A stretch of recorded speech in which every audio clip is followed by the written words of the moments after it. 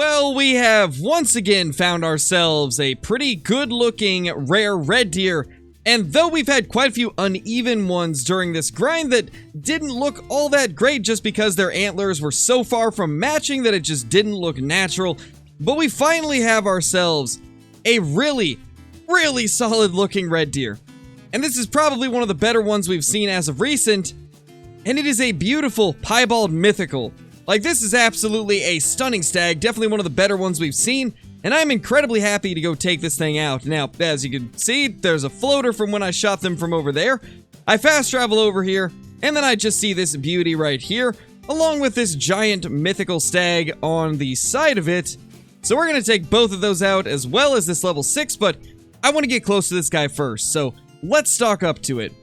And honestly, I think this will be a fantastic way to start a red deer guide for Te Awaroa.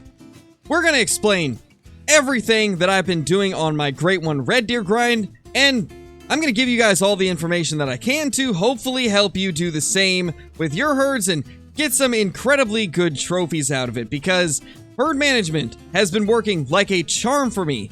So we're going to talk about that method, as well as show off the locations that I've been able to find red deer during this grind, as I have spent a lot of time scouring the map and changing up the locations I hunt to be able to get the maximum performance out of this grind and be able to efficiently grind them. But let's go ahead and take this guy out before he notices that we're here. And just like that, we've got him down, as well as that mythical. And that is by far one of the nicest piebald stags I think I've ever killed my entire time playing this game. This one is truly stunning looking. Let's go ahead and claim it. That is a 215.30 red deer. What a beauty. Now let's go ahead and look at this thing. Is it perfectly even? You know, I think for the first time in ages, it actually is perfectly even. Oh yeah, this thing is 100% even. Definitely one of the better looking red deer rares we've had. In fact, I think this is the first mythical I've had that is perfectly even. It's very rare that you find a rare that actually has two of the same antler. For some reason, there's something that causes rares to look very wonky and uneven most of the time, but this one actually looks pretty incredible.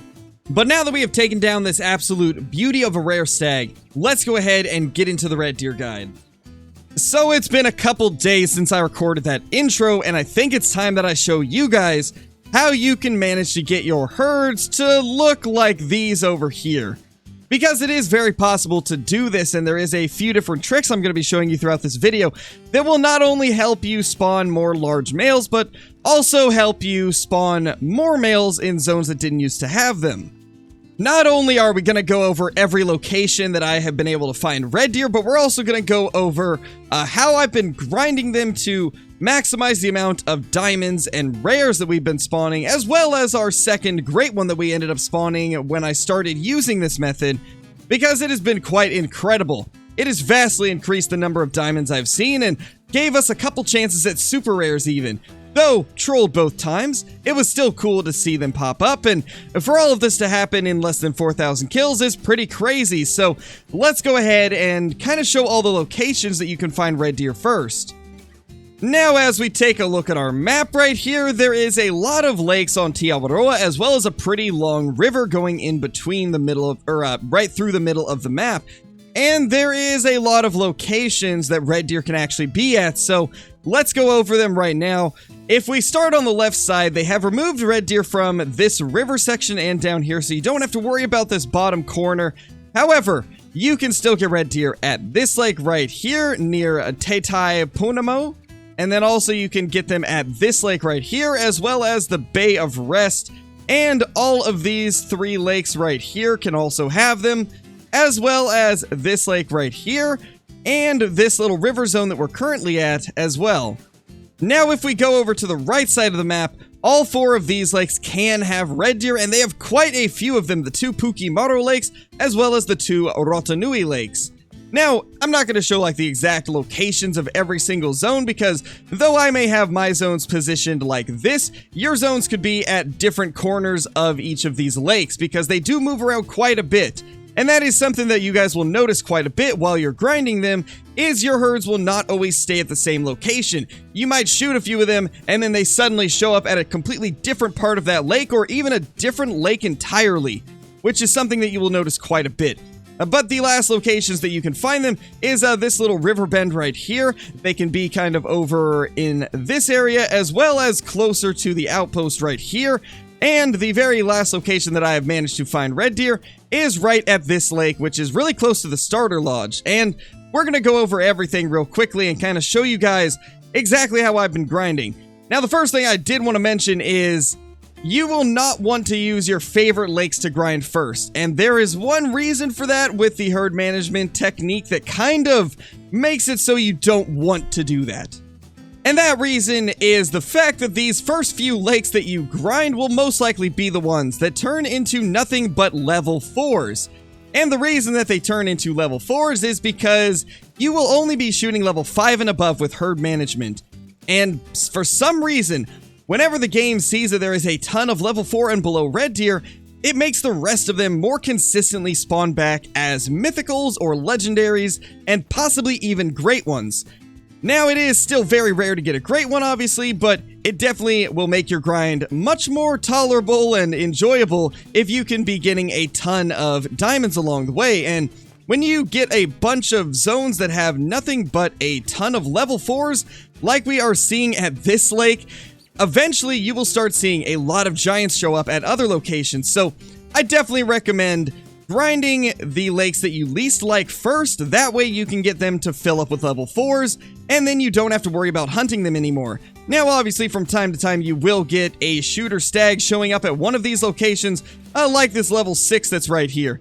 However, for the most part, once you fill a lake up with 4s, it shouldn't really have too much good things spawning here, because most of the locations that they can be have been filled up by these level 4s, and that is what we're trying to do with herd management. You're trying to fill your map up with a lot of level 4s so that eventually the 4s just stop spawning completely and it's only large stags that are respawning. I have managed to get anywhere from probably 70 to 90 level 4 and below stags on my map, and now because of that, the rest of them are spawning back huge. And we're going to talk about another thing very shortly that will ensure that you can kind of get the zones that you want to hunt loaded with giant stags to grind.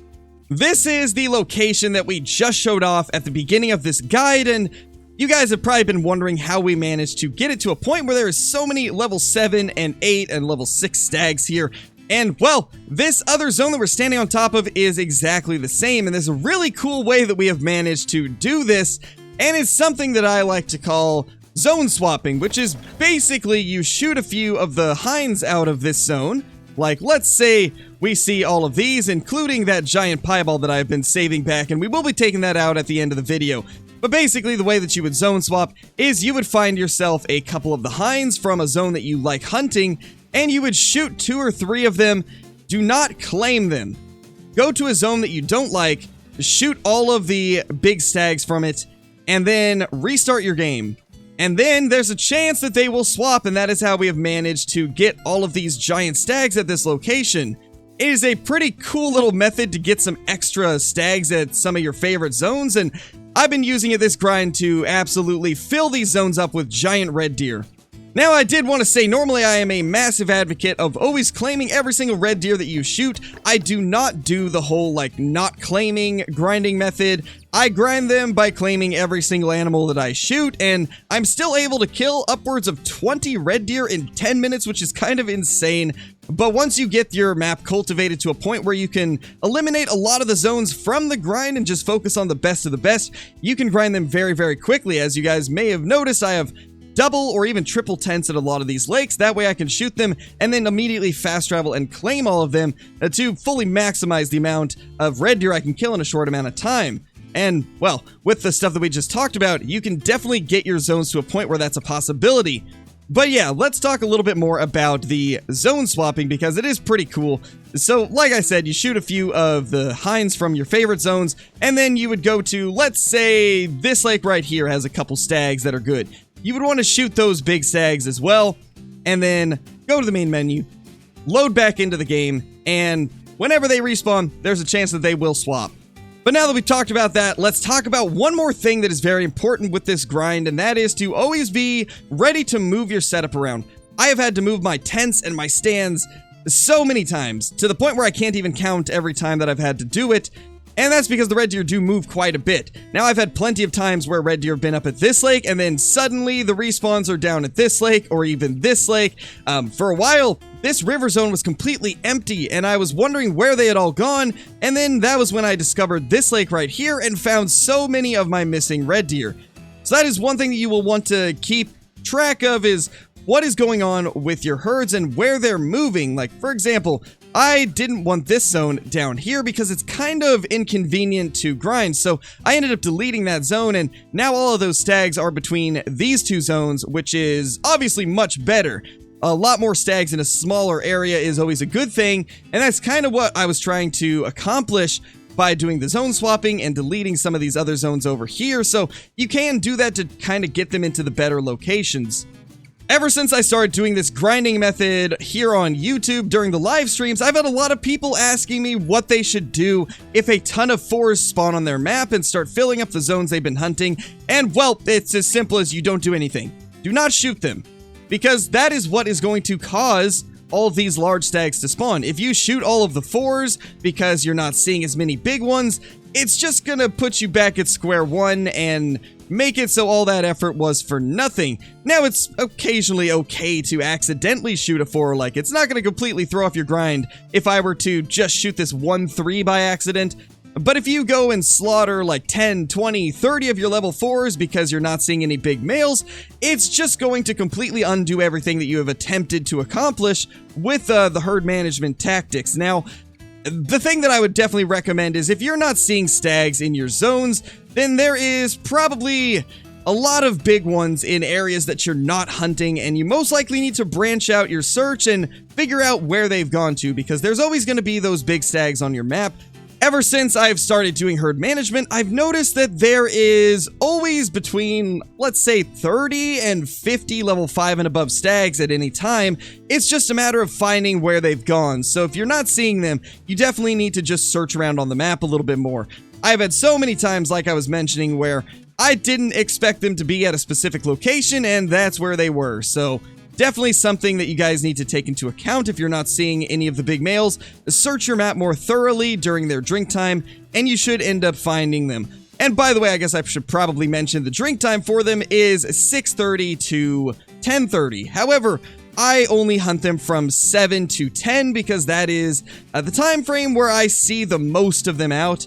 And a lot of times when I start at 6:30, it takes them longer to get to their zone, so I recommend starting your time at 7 and then hunting till 10.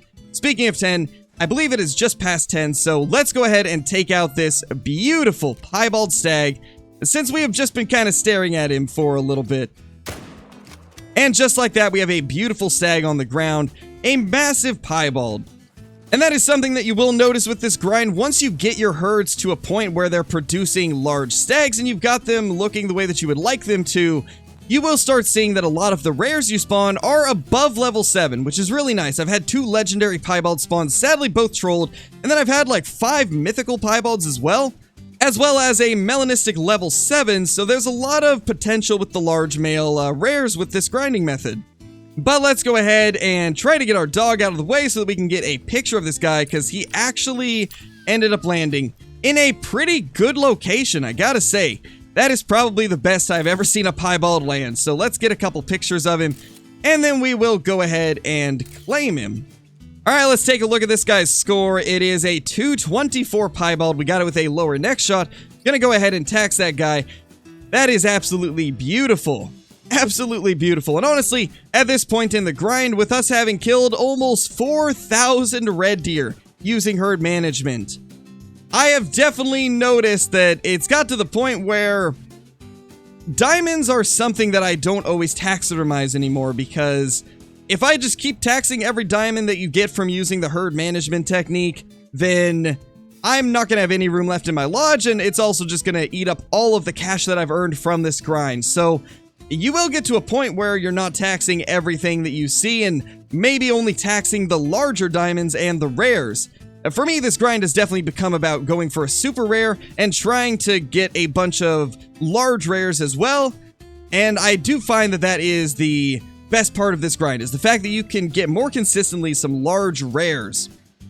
Herd management has gave me a lot of cool trophies, and this guy right here is one of them. This is our small rat great one that we ended up getting just a few runs after I started doing herd management.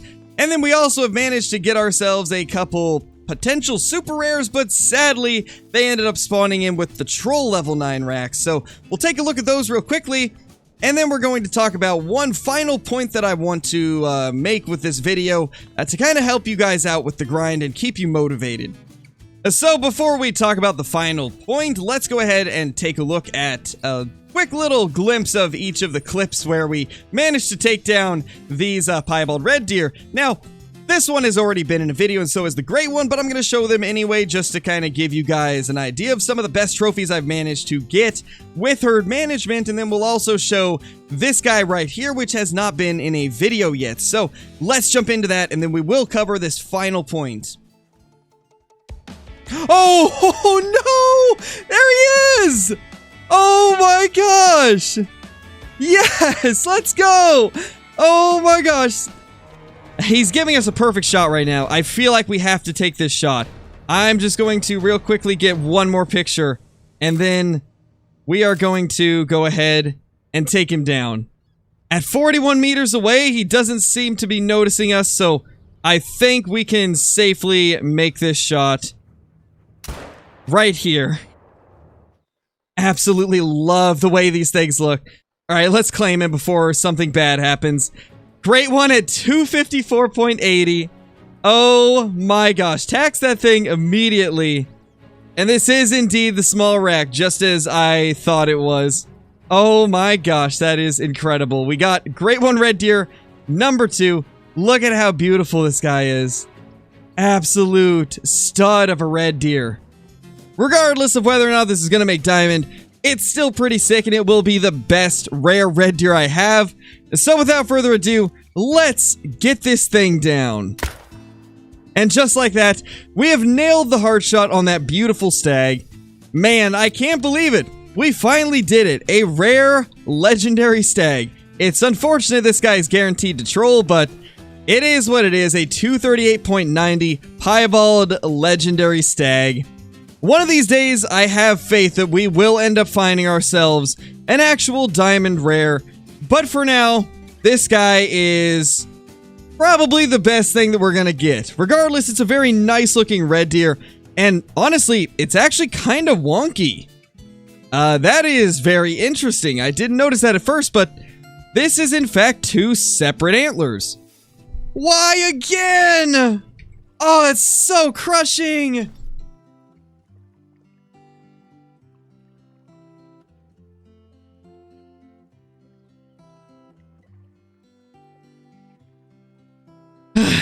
Oh gosh, that sucks, man. I'm happy that we've got another legendary piebald, but it's another guaranteed troll. That sucks so much. It's so cool, but it sucks at the same time.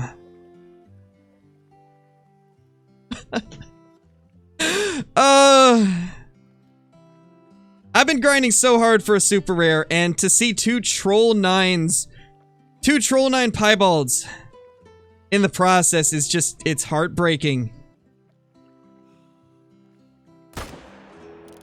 Should be a solid hit.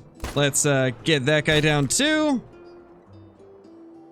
Gosh, I can't believe that. A guaranteed troll again. Where is the blood? Definitely not there. Did we not?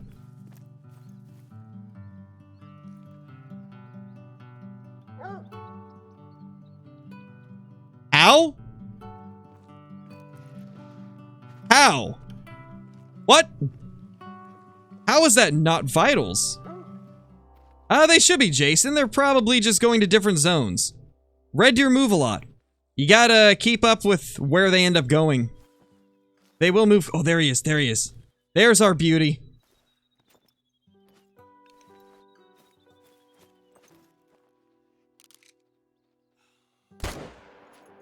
Should be good. We got him. Let's go. Piebald legendary down. Piebald legendary down. Oh, there's another legendary biome. Where was this guy? Where was that guy hiding? Oh my gosh. So there was another troll next to him? Oh, they died on top of each other. That's beautiful. You guys deserve a picture together.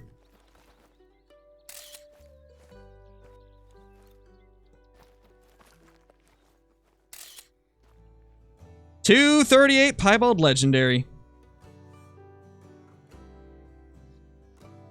Wow, so that's what we did wrong. I didn't aim high enough.